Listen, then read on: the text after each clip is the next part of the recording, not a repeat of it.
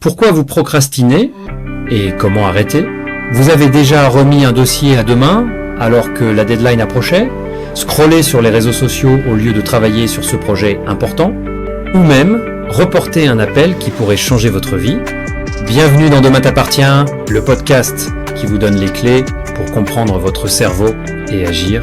Je suis Alan Guzzo et aujourd'hui on parle d'un problème qui touche 90% d'entre nous. La procrastination. Mais bonne nouvelle, ce n'est pas une fatalité. En comprenant pourquoi on procrastine, on peut enfin trouver comment s'en sortir. C'est parti, le pourquoi. 1. La science derrière la procrastination. La procrastination, c'est un conflit entre notre cerveau limbique, qui cherche le plaisir immédiat, et notre cortex préfrontal, qui planifie. Résultat, on choisit Netflix plutôt que le rapport à rendre, même si on sait qu'on va le regretter. 2. Les 3 causes profondes, avec exemple, la peur de l'échec, et si mon travail n'est pas parfait, on préfère ne pas essayer. Le manque de clarté, par où commencer, le flou paralyse. La tâche perçue comme pénible, ce dossier m'ennuie tellement, le cerveau fuit l'inconfort. 3. Le piège émotionnel, on procrastine pour se sentir mieux, maintenant, mais après vient la culpabilité. Un cercle vicieux. Alors comment briser ce cycle? Voici 3 méthodes prouvées. Le comment.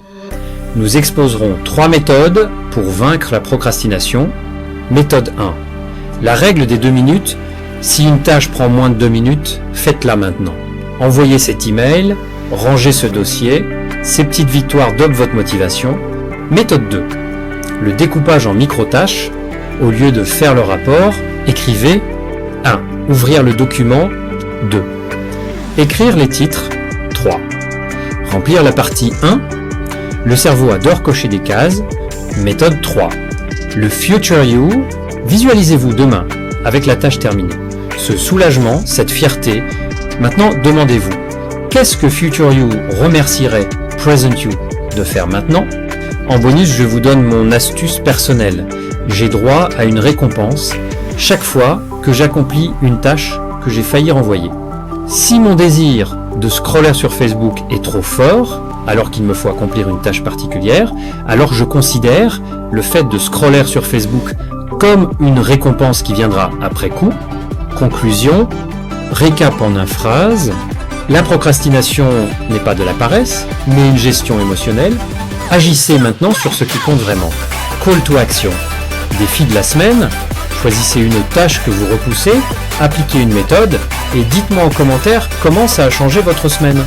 Abonnez-vous pour d'autres outils et partagez ce podcast à un ami qui lutte contre la procrastination. La communauté Demain t'appartient grandit grâce à vous.